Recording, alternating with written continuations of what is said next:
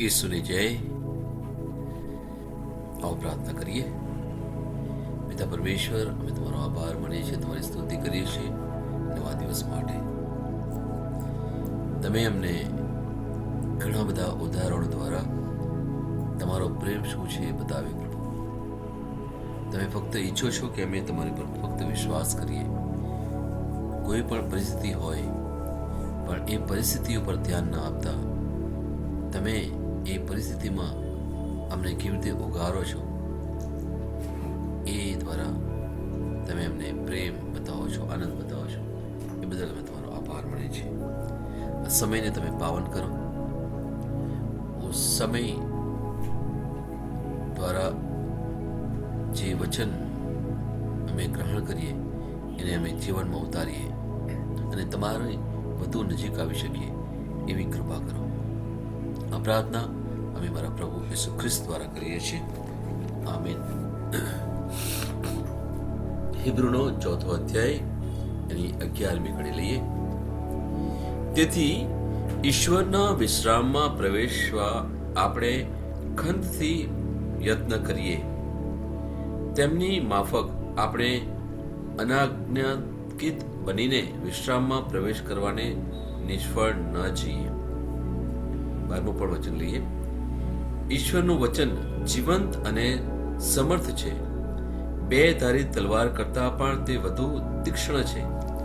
તે જીવ અને આત્મા તથા સાંધા અને મજ્જાના વિભાજન સુધી ઊંડે સુધી ઉતરી જાય છે. તે મનુષ્યના હૃદયની ઈચ્છાઓ તથા વિચારોની પરખ કરે છે.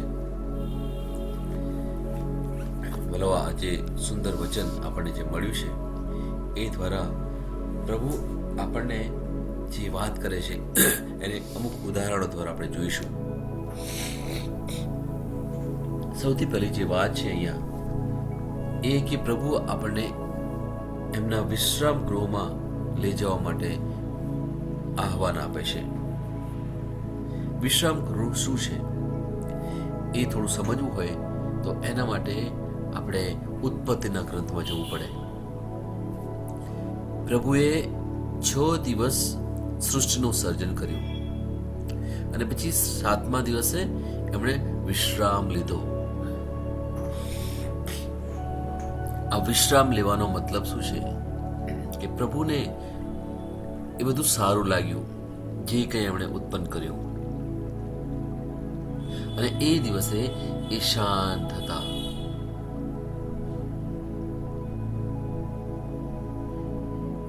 પ્રભુ આપણને એ શાંતિ આપવા માંગે છે. આપણે જોઈએ છીએ કે આપણું જીવન કેટલું અશાંત છે. દિવસ જે પ્રમાણે ઉગે છે અને આથમે છે એ સમય દરમિયાન આપણે કેવી કેવી બાબતોમાંથી પસાર થઈએ છીએ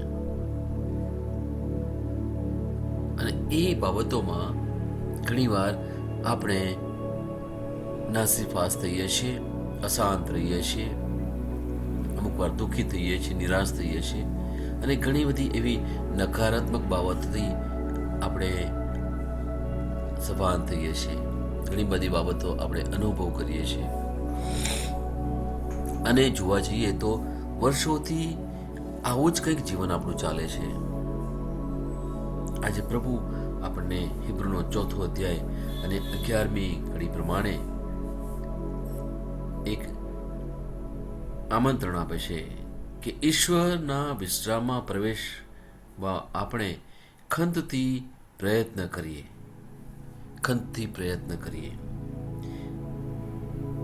તેમની માફક આપણે, એટલે તેમની કોણ, અહીંયા જે તેમની વાત કરી છે આપણે એના વિશે પણ વાત કરીશું.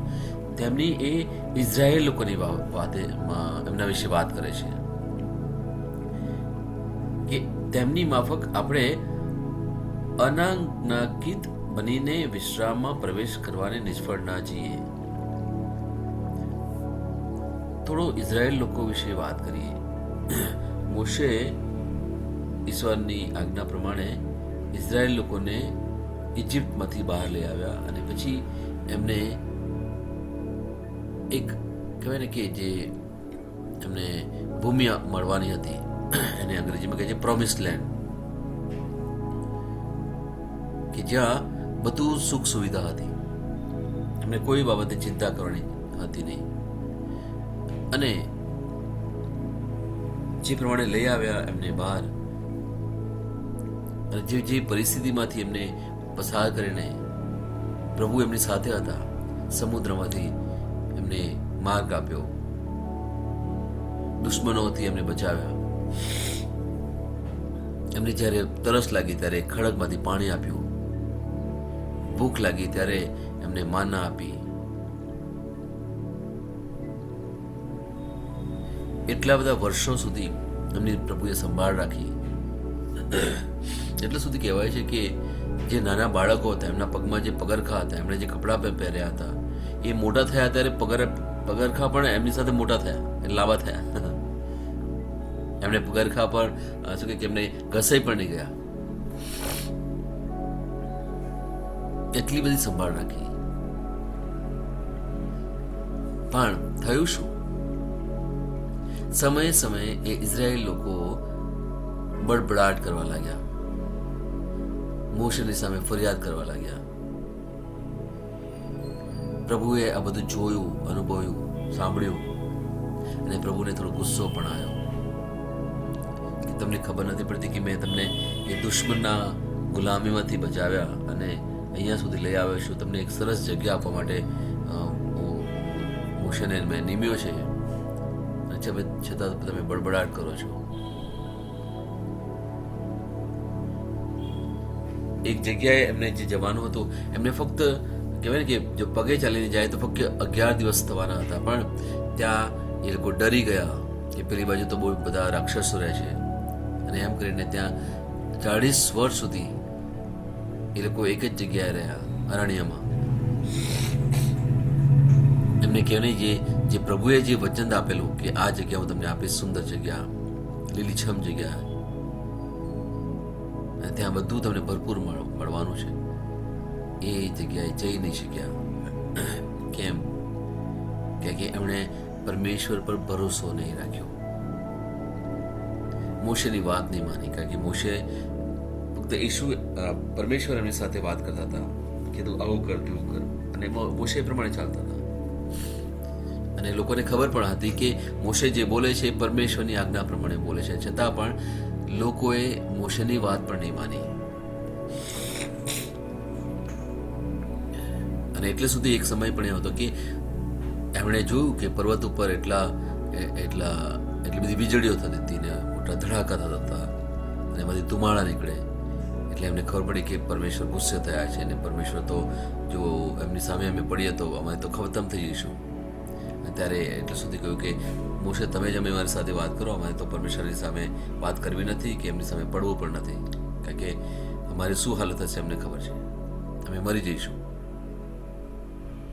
તો પછી એમણે મોશેની વાત તો સાંભળવાની હતી, પણ મોશેની વાત પણ નહીં સાંભળી. અને મોશે એક સમયે એ પણ ઈશ્વરની વિરુદ્ધ, એટલે ઈશ્વરે જ્યારે એમણે કહ્યું હતું કે બીજી વાર જ્યારે ખડક ઉપને કહ્યું કે ખાલી તું કે એમાંથી પાણી નીકળે. પહેલી વાર તો ખડક ઉપર કે લાકડી મારવાની વાત કરી, તણે મારી લાકડી. બીજી વાર તો એ પ્રમાણે આજ્ઞા નહીં આપી, અને છતાં પણ મોશે કહેવાય ને કે ડરીને અથવા શંકા કરીને એ ખડક ઉપર લાકડી મારી. એનાથી શું થયું? ઈશ્વરે જોયું કે મોશે પણ આજ્ઞાને ઉથાપી છે, ઈશ્વરની આજ્ઞાને નહીં પાડી, અને સાથે સાથે ઇઝરાયેલ લોકોને પણ જોયું. તો આખું જે વાતાવરણ એવું હતું કે ઈશ્વર ખરેખર દુઃખી હતા.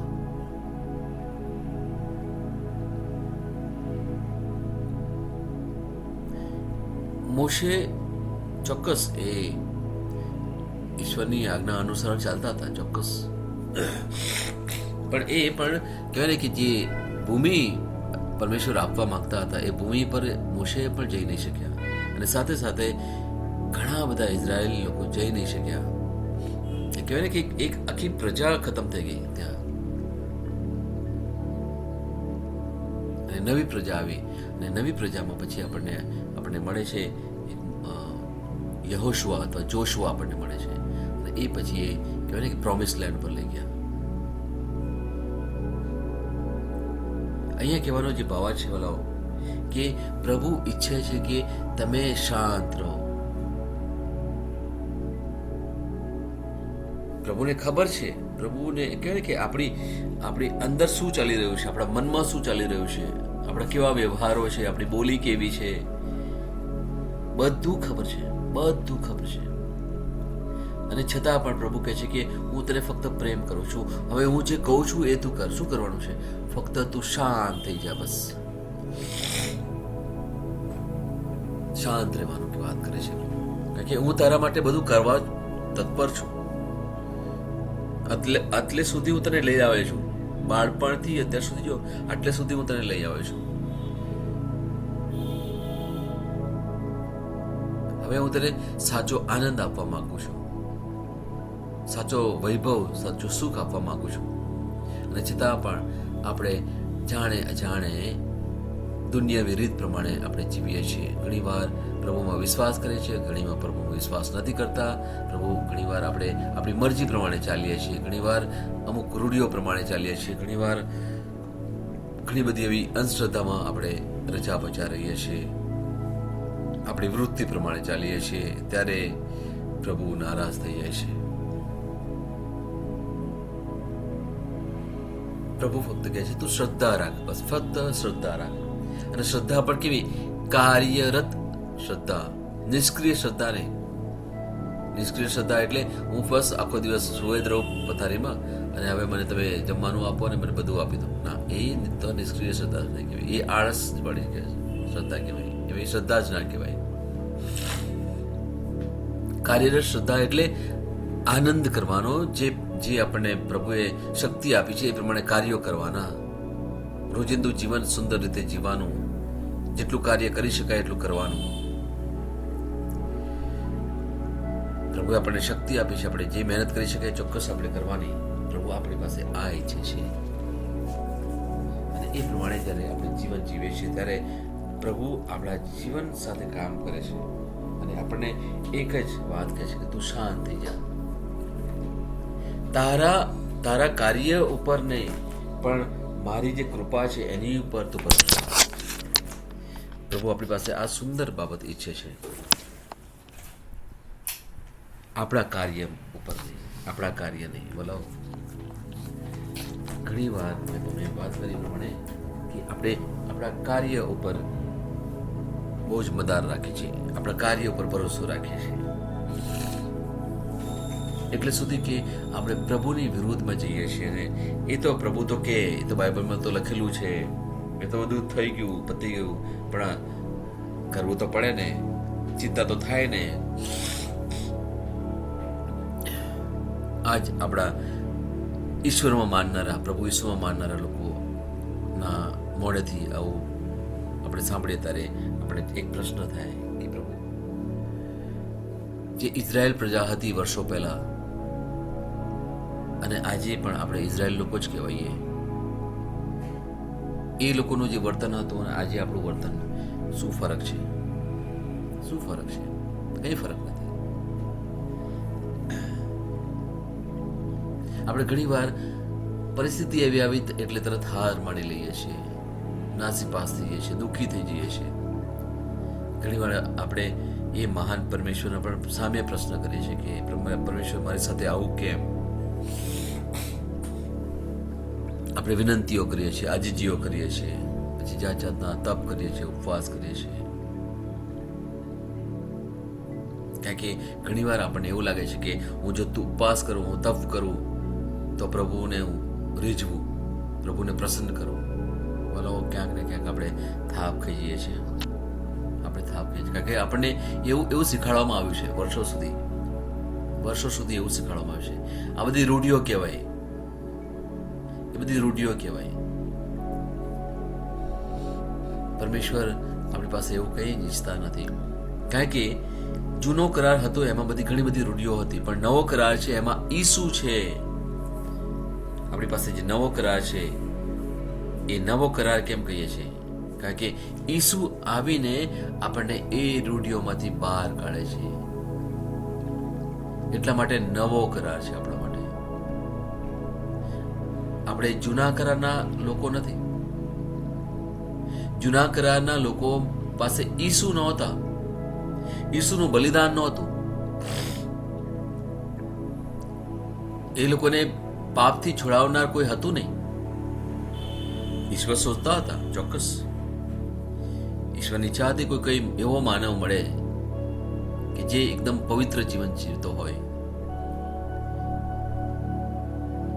પણ એમણે વર્ષો સુધી રાહ જોઈ, પણ કોઈ એવું વ્યક્તિ નહીં મળ્યું. એટલા જ માટે પરમેશ્વરે પોતાના એકના એક દીકરાને સ્વર્ગમાંથી પૃથ્વી પર મોકલવા પડ્યા,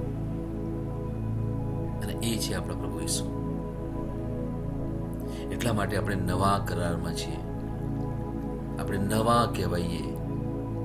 નવા એટલા માટે કારણ કે ઈસુના લોહીથી આપણે શુદ્ધ થયા છીએ. આપણે હવે જૂના નથી રહ્યા, આપણે નવા થઈ ગયા કહેવાઈએ. ભલો આ બાબતથી આપણે સભાન થવાની જરૂર છે. આ બાબતને વધારે ઊંડાણથી સમજવાની જરૂર છે. કદાચ ક્યાંય આપણે આવી બાબતો કંઈ કોઈને સમજાવી નહીં હોય, આ પવિત્ર આત્મા આપણને સમજાવે છે. આજે આપણે નવા કહેવાઈએ. એટલે જૂની જે રીતિઓ છે, જૂની જે રૂઢિઓ છે, એમાં ના પડીએ બોલાવો. એટલા જ માટે સંત પાઉલે, સંત પીતરે અને યાકુબે પત્રો લખીને આપણને ઈશ્વર કોણ છે, સાચા અર્થમાં ઈસુ કોણ હતા, એમણે શું કર્યું, ઈશ્વર આપણી પાસે શું ઈચ્છે છે, એ વિશે ઘણું બધું આપણને જાણવા મળે. એટલા જ માટે પત્રો જો તમે જોશો ને, તમે રોમના પત્રથી તમે વાંચવાનું શરૂ કરશો, અને પછી જે બધા અલગ અલગ પત્રો છે એમાં આપણને ઘણું બધું જ્ઞાન મળશે. એમાં સંત પાઉલ ઉલ્લેખ પણ કરે છે જૂના કરાર વિશે, એમાં અલગ અલગ પાત્રો વિશે, અને ખાસ કરીને અબ્રાહમ ને મોશે વિશે. એ સમજવાની બહુ જરૂર છે વાલાઓ. ઈશ્વરનો વિરામ. ઈશ્વરનો વિરામ એટલે શું? ઈશ્વર દ્વારા મળેલી આધ્યાત્મિક શાંતિ અને મુક્તિ, આ છે ઈશ્વરનો વિરામ.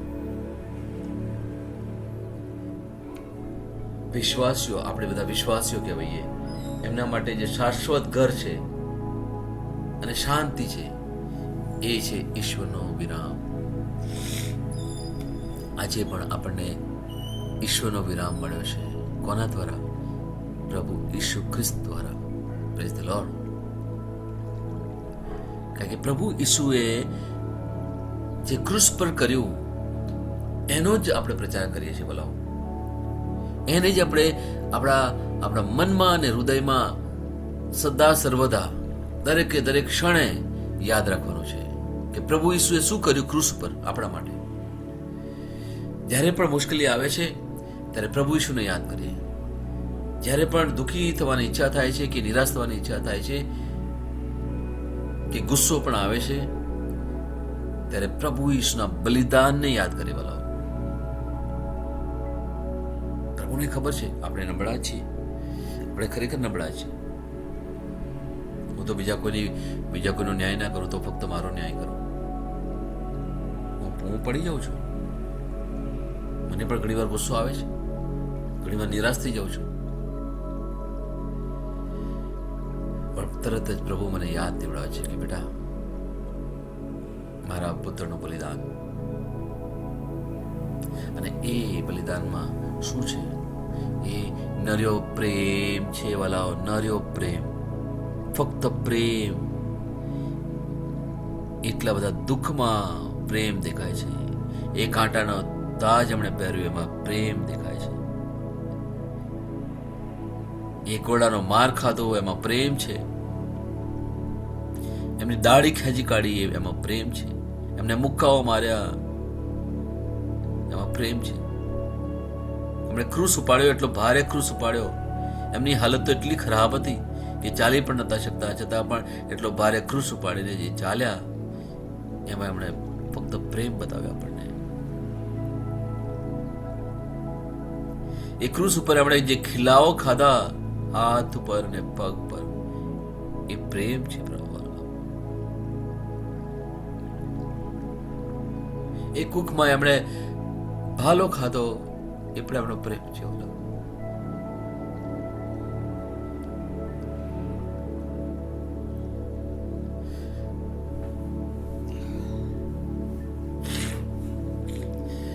આજે એ ક્રૂસ નું નિશાન જે છે એ ફક્ત પ્રેમનું નિશાન છે.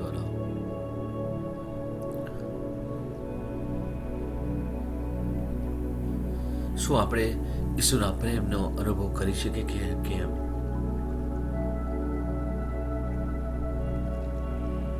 એ જો પ્રેમનો આપણે અનુભવ કરી શકીએ આપણા દિલમાં, તો પછી આપણે દુઃખી કેમ થઈએ છીએ વાલાઓ?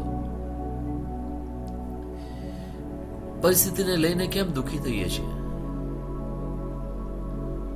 આપણે કેમ એ વિશ્રામમાં રહી ના શકીએ વાલાઓ? પ્રભુ વચન આપ્યું છે કે હું તને સાચું સુખ આપનાર છું, તને સાચો વૈભવ આપનાર છું, અને છતાં પણ આપણે દુઃખી રહે છે. કેમ? કારણ કે ઘણી વાર જાણે અજાણે આપણે આપણા કાર્યો પર ભરોસો રાખીએ છીએ, એમની કૃપા ઉપર ભરોસો નથી રાખતા, એમના કાર્યો પર ભરોસો નથી રાખતા. અને એ જ્યારે એવું કંઈક આપણે કરીએ છીએ, આપણી પોતાની જાત ઉપર ભરોસો રાખતા હોય, ત્યારે ક્યાંક ને ક્યાંક જાણે અજાણે આપણે અહમ અને અભિમાનમાં રાજતા હોઈએ છીએ. વાલાઓ પ્લીઝ સમજવાની બહુ જરૂર છે, બહુ જરૂર છે. આપણું જે પણ જીવન છે વાલાઓ આ દુનિયામાં, એ કોઈ પણ આપણા કાર્યોના લીધે નથી, એ પરમેશ્વરની ફક્ત કૃપાના લીધે જ આપણું આ જીવન છે. એમની કૃપાના લીધે જ આપણે વિશ્વાસી છીએ, એમની કૃપાના લીધે જ આપણે જે પણ છીએ એ છીએ.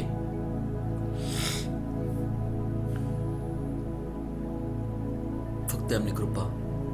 આજે શ્વાસ પણ આપણે લઈએ છીએ એ ફક્ત એમની કૃપા છે, એમનો પ્રેમ છે. વાલાઓ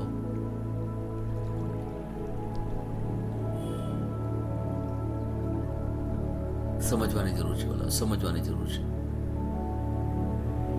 આ વચનનો જે રોજ ને રોજ ઉલ્લેખ થતો રહે છે, અને એ દ્વારા પ્રભુ આપણને સમજવા માટે, વિચારવા માટે કહે છે કે મારા વાલા તું વિચાર અને તું સમજને હવે પાછો આવી જા. અત્યાર સુધી ગમે તેવું જીવન જીવા, ચિંતા ના કરીશ. હું છું, હજુ પણ છું, હજુ પણ મને તારા માટે આશા છે, તારી ઉપર આશા છે. પ્રભુ આજે આપણને ફરીથી આહવાન આપે છે. એમણે એમની આશા છોડી નથી આપણા માટે. આપણે કહીએ છીએ કે મેં પરમેશ્વર પર આશા રાખી છે. એ પહેલા તો પરમેશ્વરે આપણી ઉપર આશા રાખી છે કે તો હવે મેં તને દુનિયામાં મોકલ્યો છે ને, હવે તું કંઈક તો કર મારા માટે, મારા લોકોને બચાવ તું, મારા લોકોની આગળ મારો સંદેશ લઈને જા, મારા પ્રેમનો સંદેશ લઈને જા તું. કદાચ તમને પ્રભુએ મોટું કહેવાય કે સ્ટેજ નહીં આપ્યું હોય કે તમે ત્યાં જઈને મોટો પ્રચાર કરો લોકોની આગળ, પણ કદાચ પ્રભુ તમને કહેતા હશે કે તમે આડોશી પરિસરમાં જઈ શકો, તમારા સગાવાલાઓ પાસે જઈ શકો. તમે અમુક લોકો તમને રસ્તામાં અજાણ્યા લોકો મળતા હોય, અથવા તમે સામે કોઈ વ્યક્તિ મળતા હોય, તમને ખાલી હલો હાય કર્યું હોય, કેમ છો, શું છો, અને ત્યાં તમે પરમેશ્વરી બે વાત મૂકો. કોઈના તમે ઘરે જાઓ, એમ જ ઉડતી મુલાકાત લઈ લો. તમે ઉડતી મુલાકાત એમ જ, કેમ છો, શું કરો છો, બસ આજે તમારી મુલાકાત લેવાની ઈચ્છા થઈ, અને થોડી બેસો, એમના વિશે થોડું જાણો, અને પ્રભુની બે ચાર વાતો કરી લો. ભલાઓ તમને સાચું એટલા માટે કહું છું કે ઘણી વાર ઘણા લોકો એટલા નિરાશાઓમાં, એટલા દુઃખમાં, અને ઘણી વાર એકલતાનો અનુભવ કરી રહ્યા છે. ઘણા લોકો વર્ષોથી એકલતાનો અનુભવ કરી રહ્યા છે, અને પરમેશ્વર જ્યારે તમને કહેશે, હું તમને સાચું કહું છું, પરમેશ્વર અમુક વાર તમને કહેશે, તમને હાકલ આપશે કે બેટા જા, જઈને વાત કર. તમને કહેશે કે આ વ્યક્તિને ફોન કર. જો પ્રભુનો સંદેશ તમે સાંભળતા હશો, એમનો અવાજ તમે જો સાંભળશો ને, તો પરમેશ્વર તમારી સાથે આ રીતે વાત કરશે. તમને તો ચોક્કસ સૌથી પહેલા તો તમને શાંત કરશે, પ્રભુ તમને આનંદ આપશે, પ્રભુ તમને એક બાહેધરી આપશે, તમને એક હિંમત આપશે કે ચિંતા ના કરીશ, હું તો છું તારી સાથે, તું ચિંતા ના કરીશ, તારા માટે હું છું જ, ચોક્કસ 100%. એકવાર આપણને શાંત કરશે, આપણને આનંદ આપશે, આપણને એમના પ્રેમનો અનુભવ કરાવશે. પછી આપણને કહેશે કે મારા અમુક લોકો છે ને, એમને તું ફોન કર અથવા એમની પાસે તું જા અને કાલે જઈને તું કેમ છો, શું છો, બસ એટલું વાત કર, ખાલી મળવા જા બસ. પછી ત્યાં જઈને શું કરવું, શું બોલવું, એ હું તને જણાવીશ. આજે ખરેખર મને ખબર નથી પડતી, પણ પવિત્ર આત્મા મારા દ્વારા કંઈક કહે છે આ પ્રમાણે. તમે કરો, હું સાચું કહું છું, તમે કરો અને તમે જોશો કે પવિત્ર આત્મા તમારા દ્વારા કેવા સુંદર સુંદર કાર્યો કરે છે. કારણ કે આપણું જે જીવન આ પૃથ્વી પર છે ને, એ ફક્ત આપણા માટે નથી, ફક્ત આપણા કુટુંબ માટે નથી. વાલાઓ, આપણે તો બહુ જ મોટા કુટુંબમાં રહીએ છીએ, બહુ જ મોટા વિશાળ કુટુંબમાં રહીએ છીએ. બાકી જે ધર્મસભા છે ને, એ આપણું કુટુંબ છે. જે પણ આપણે ચર્ચમાં જઈએ છીએ, ત્યાં જેટલા બધા લોકો આવે છે ને, એ આપણું કુટુંબ છે. ભલે આપણે સંબંધ કદાચ અમુક વાર ના રાખતા હોય અથવા અમુક લોકો ના ઓળખતા હોઈએ, પણ એ આપણું કુટુંબ છે, એ આપણું કુટુંબ છે. આપણે આજુબાજુ જે બધા લોકો રહે છે, એ ભલે ખ્રિસ્તી હોય કે ખ્રિસ્તી ના પણ હોય, એ આપણું કુટુંબ છે. દુનિયામાં તમે ગમે ત્યાં તમે જતા હોય, રસ્તામાં પણ જતા હોય, તમે કદાચ બજારમાં પણ જતા હોય, અમુક લોકોને તમે જોતા હશો. જો તમે તમારા મનને થોડું મોટું કરશો ને, તમે વિશાળ કરવા પ્રયત્ન કરશો, તમને ખબર પડશે, અરે બાપરે, હું તો ક્યારે એકલો છું જ નહીં, ક્યારેય એકલો નથી.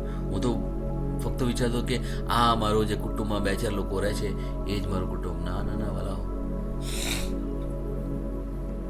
જો તમે ઈશ્વરના પ્રેમને ઓળખ્યા હોય ને, એમના પ્રેમને અનુભવ કર્યો હશે ને, તો તમને ખરેખર લાગશે કે હું તો બહુ જ મોટા કુટુંબમાં રહું છું, વિશાળ કુટુંબ છે મારું. આ દુનિયા એ જ આપણું કુટુંબ કહેવાય વાલાઓ. ઈશ્વર એવી નજરે જુએ છે. એટલા જ માટે ઈશ્વરે જેટલા લોકોને ઉત્પન્ન કર્યા છે, એ બધા એમના બાળકો કહેવાય. પણ અમુક વાર બાળકો શું છે, નહીં, મા બાપને આજ્ઞા નથી પાડતા. આપણા કુટુંબમાં જ જુઓ, આપણા કુટુંબમાં ઘણી વાર જો તમે મા બાપ હશો તો તમને અનુભવ થયો હશે કે તમારા બાળકો તમારું નથી સાંભળતા, તમારી વિરુદ્ધ પડતા હશે. અથવા તમે જો બાળક હશો તો તમે, આપણે ઘણી વાર અનુભવ કર્યો છે, ચોક્કસ હું તો મારી વાત કરું કે ઘણી વાર મેં મારા મા બાપનું નહીં સાંભળ્યું. હું કરીશ, મને ખબર છે બધી, એવો પણ એક અહમ રાખ્યો હતો. પણ એક સમય આવે ત્યારે પછી આપણે ખબર પડે છે કે ના ના, એ વખતે હું કદાચ સમજી નહીં શક્યો, પણ આજે હું વિચાર કરું ત્યારે મને ખબર પડે છે કે મારા મા બાપ સાચા હતા. આજે દુનિયામાં એવું કંઈક ચાલી રહ્યું છે, દુનિયા કંઈક અલગ પ્રકારે ચાલી રહી છે. એટલા માટે યુવક યુવતીઓ એમના મા બાપનું સાંભળતા નથી. અલગ પ્રકારની સમજ આવી છે. એટલા માટે મા બાપને જૂનવાણી વાળા સમજે છે અને અમે તો નવી સમજ વાળા છીએ. એટલા જ માટે આજે દુનિયામાં જે કંઈ ચાલી રહ્યું છે, એટલું બધું પાપ ચાલી રહ્યું છે, આટલી બધી મુશ્કેલીઓ છે, આટલી બધી જે ઉથલ પાથલ થઈ રહી છે, કેમ? કારણ કે ઈશ્વરને ઓળખવાનો પ્રયત્ન નથી કરતા. જે આપણા બાપ કહેવાય, આપણે જ્યારે હે મારા બાપ બોલીએ છીએ ત્યારે એ આપણે શું કહીએ છીએ? સૌથી પહેલો શબ્દ શું છે? હે મારા બાપ. એ આપણા સાચા બાપ છે, સાચા પિતા છે. ઇવન હે મારા બાપની પ્રાર્થના પણ જો તમે ધીરે ધીરે કરો ને, સમજી સમજીને કરશો તો તમને એમાં એ બહુ જ ઊંડા ઉતરી શકો એવું છે. એ પ્રાર્થના સામાન્ય નથી, બહુ જ ઊંડી પ્રાર્થના છે. એક શબ્દ એને સમજીને જો તમે પ્રાર્થના કરશો તો તમે એ પ્રાર્થના પૂરી પણ નહીં કરી શકો. એ ક્યાંક તમે અટકી જશો, કારણ કે એ પવિત્ર આત્મા એ દ્વારા તમને વિચારતા કરી દેશે. આજે હે મારા બાપની પ્રાર્થના છે. આપણે એકવાર સમય મળશે ચોક્કસ એ આખી પ્રાર્થના પણ લઈશું અને સમજવા માટે પ્રયત્ન પણ કરીશું. વાલાઓ, આજે જે સમજવાની વાત એ છે કે આપણી જે નબળાઈ છે એમાં સહાનુભૂતિ રાખવાની છે. ઈસુ સંપૂર્ણ માનવ હોવા છતાં તેમણે પોતે પાપ નહીં કર્યું. એમણે એ પાપ રહિત હતા અને એ માનવ હોવાથી એ આપણી બધી નબળાઈઓ સમજે છે અને એ આપણને કૃપાનું સિંહાસન આપવા માંગે છે. વિશ્વાસીઓને પ્રોત્સાહન આપે છે અને એમને હિંમતપૂર્વક ઈશ્વરના સિંહાસન પાસે લઈ જવા માટે આપણને આહવાન આપે છે, કારણ કે તેઓ જાણે છે કે મુશ્કેલ સમયમાં તેમણે દયા અને કૃપા મળશે. આપણને બધાને ઈશ્વરની દયા અને કૃપા મળી છે આપણા મુશ્કેલ સમયમાં પણ. એના માટે આપણે પ્રભુનો આભાર માનીએ અને આજની આ વચન ઘોષણા કરીએ.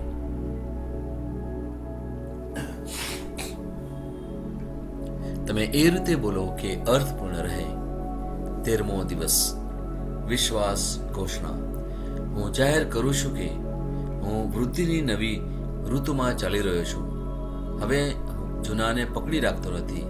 પ્રભુ પાસે મારા માટે વધુ સારી યોજનાઓ છે તે જાણીને હું બદલવા માટે તૈયાર છું. તકના નવા દરવાજા, નવા સંબંધો અને તરફેણના નવા સ્તરો અહીં અને હવે ઈસુના નામમાં છે. આ મારી ઘોષણા છે. દૈવી સ્વાસ્થ્ય કબૂલાત. પ્રભુનો શબ્દ મારા શરીર માટે જીવન અને આરોગ્ય છે. તેમની પરિવર્તન શક્તિ મારા જીવનના સંજોગોને બદલી નાખે છે અને મારા સ્વાસ્થ્યને ખીલે છે. હું શબ્દમાં રહું છું અને હું ડરવાનો, બીમાર થવાનો કે પરાજય થવાનો ઇનકાર કરું છું. હું ક્યારેય કોઈ રોગ અથવા નબળાઈથી પીડાઈશ નહીં. આમીન. હું જે પણ ઈશ્વરના નામ પર બોલું તે થશે જ. હું મજબૂત છું, હું તંદુરસ્ત છું, હું ધન્ય છું, હું સમૃદ્ધ છું, હું શક્તિશાળી છું, હું અભિષિક્ત છું, હું મુક્ત છું, હું પ્રભુનો વિશ્વાસી છું, હું પ્રભુ અને મનુષ્ય દ્વારા પ્રિય છું. હું જે જોઉં છું તે નથી બોલતો, પણ જે જોવા માંગુ છું તે બોલું છું. હું એક અવિભાજ્ય બીજ છું. હું મારા પ્રભુના ઘરમાં સારી જમીન પર રોપાયો છું. હું મારા ઈશ્વરની વાડીમાં નારિયેળના ઝાડની જેમ ફૂલું ફાલું છું. હું ખરા સમયમાં મબલક પાક આપું છું. હું પ્રભુમાં તાજા લીલા વૃક્ષો જેવો છું. હું વૃદ્ધાવસ્થામાં પણ ફળદાયક રહીશ. મારા પાન કદી નહીં કરમાય. હું જે પણ પ્રભુ ઈસુના નામમાં કામ કરીશ તેમાં સફળ થઈશ. ઈસુના નામમાં વસ્તુઓ હંમેશા મારા માટે કામ કરી રહી છે. હું ખ્રિસ્ત ઈસુમાં દરેક આત્મિક આશીર્વાદ મેળવનાર છું. મારા મનને ખ્રિસ્તના મન જેવું સંપૂર્ણ થવાનું કહું છું અને તેને નિર્દેશ આપું છું કે તે પ્રભુના વચનો દ્વારા ચાલે. હું મારા રજ્જુ અને ચેતાને જીવનની વાત કરું છું. મારા સ્નાયુઓ અને અસ્થિ બંધન માટે તાકાત બોલું છું. હું મારા હૃદય સાથે જીવન શક્તિની વાત કરું છું. હું સામાન્ય શ્વાસની પ્રક્રિયા જાળવવા માટે મારા ફેફસા અને પેશીઓ સાથે વાત કરું છું. હું મારી કિડની, યકૃત અને સ્વાદુપિંડને સંપૂર્ણ સ્વાસ્થ્ય અર્પું છું. મારા લોહીના દરેક કોષમાં જીવન છે. મારા હાડકાં સાદા અને નાજુક અસ્થિઓ ગોઠવાયેલા, મજબૂત અને મક્કમ છે. મારી આંગળીઓ ઉત્તમ રીતે કાર્ય કરે છે. મારી આંખોનું તેજ સારું છે. મારા કાન શ્રેષ્ઠ રીતે કાર્ય કરે છે. મારી ત્વચા નવા જન્મેલા બાળક અને ઈશ્વરની સુંદરતા જેવી મુલાયમ અને તંદુરસ્ત છે. મારા વાળના મૂળ સજ્જડ છે. હું મારા વાળને મજબૂત રહેવાનો આદેશ આપું છું અને જ્યાં વૃદ્ધિની જરૂર હોય ત્યાં હું વાળ ઉગવાનું કહું છું. મારા દાંત, અવાળા, જડબા, રક્તવાહિની બધું જ સ્વસ્થ, મજબૂત અને સંપૂર્ણ છે. મારા બધા હોર્મોન્સ અને ન્યુરોકેમિકલ ટ્રાન્સમીટર એકબીજા સાથે સંપૂર્ણ સુમેળમાં છે અને તેમના કાર્યોને સામાન્ય રીતે ચલાવી રહ્યા છે. મારું પાચન તંત્ર તંદુરસ્ત છે. તમામ ખોરાકને પચાવવા સક્ષમ છે. હું ખ્રિસ્તની આજ્ઞા પાલનમાં તમામ પ્રકારના વ્યસનો, માદક દ્રવ્યો, ખાવું પીવું, મીડિયા, વિલંબ, ગપશપ, આળસ, અતિશય ઊંઘ, સુસ્તી, અનિવાર્ય ખરીદી અને દરેક પ્રકારનો અતિશય વપરાશ તમામને કાબૂમાં લઉં છું. જેમ ઈસુ છે તેવો જ હું છું. મારી પ્રજનન પ્રણાલી પૂરતી માત્રામાં અને સારી ગતિશીલતા દ્વારા શુક્રાણુનું ઉત્પાદન અને જમા કરી રહી છે. બહેનો માટે મારી પ્રજનન પ્રણાલી સમયસર ઈંડા કોષો ઉત્પન્ન કરે છે તથા જન્મ સુધી ગર્ભનું રક્ષણ અને પોષણ કરે છે. મારા અંગની દરેક પેશીઓ સંપૂર્ણ રીતે કાર્ય કરે છે અને હું મારા શરીરમાં કોઈ પણ ખામી કે ખોડખાપણને નકારું છું. મારી સંપૂર્ણ માનવ શરીર રચના અને શરીર વિજ્ઞાન ખ્રિસ્ત ઈસુમાં પૂર્ણ થયેલ છે. ઈસુના નામે હાલેલુયા, આમેન. ઈશ્વર પિતા મને પ્રેમ કરે છે, હું જાણું છું. ઈશ્વર પુત્ર મને પ્રેમ કરે છે, હું જાણું છું. ઈશ્વર આત્મા મને પ્રેમ કરે છે, હું જાણું છું. ઈસુની જય. તમે અનમ્યુટ કરી શકો. Hallelujah, hallelujah, hallelujah, Hallelujah, shikari de de de de mama mama kere kere de de de de de de shama mama kere kere de de de de de de na baba baba kara de de de La barabashara le karavasha la karamashi kiri de shede beshi bere beshi shikari de de de de de de de de de de sakare de de de de karamashi de kiri de de de shede beshi de beshi wala sakare de de de de karamashi de kiri de de shede beshi bere basha bara karamashi shikari de de de Rabasha de bala de de karamashi kiri de kiri kiri kiri beshi kiri bela karamashi de kiri shede beshi bara bashi kiri beshi bara kalamashi ore beshi kiri Ola liya ramasha ba karamashi kiri beshi de beshi bere kiri beshi bara kalamashi karamashi de beshi bere ba karamashi bere de Ala liya rabasha bara ba karamashi kiri beshi de beshi de kiri kiri kiri shikiri de karamashi kiri Ola liya rabasha bara ba karamashi de beshi de beshi bara bashi kalamashi karamashi kiri shikari de de Hallelujah, Rabasha Barabashi Kiri, Shikari Kiri shikari de de Karamasha de Balakalabashi Kiri Shikari, Ola Lia shikari de Rabasha de Barakarabasha Bakari Kiri, Shebi Kiri shikari de de Karabashana Kiruti Beragla, Liba Hala Bakala Bakurmoshi Kiri Kiri Shila Bakron, Tiberakali Kurmashte, Ala Lia Rabasha Barabakari Bishi Kiri Bishikari Karamasho, Liba Karamati Diri, Ribaba Hala Karamasha Barakuri Kiri Shikari. Rerani Rabashara Hari Kribishiri Teribishak Tori Balakarantiri Rabba Baba Shala Karbashiri Bikin Barakala Maturi Bishiri Bitarabakiri Rabash Baraba Kormashitri Hari Kribishili Kurmashutri Bakri Rabash Baraba Shabara Kiri Krishiri Krishi de Bishabaratagri Labarabasha Barabashvari Krisho Barashabara Kurmashavatri Labarabashara Karamashiri Krishiri Krishi Labarabasha Baraba Karmashigri Kri Harabala Thank you, Spirit. Hallelujah, hallelujah, Harabashava. Thank you, Spirit. Hallelujah, thank you. પિતા પરમેશ્વરનો જય હો. પિતા પરમેશ્વરનો જય હો. ખ્રિસ્ત ઈશુનો જય હો. ખ્રિસ્ત ઈશુનો જય હો. પવિત્ર આત્માનો જય હો. પવિત્ર આત્માનો જય હો. પવિત્ર ત્રૈક્યનો જય હો. પવિત્ર ત્રૈક્યનો જય હો. ઈશુની જય. ઈશુની જય.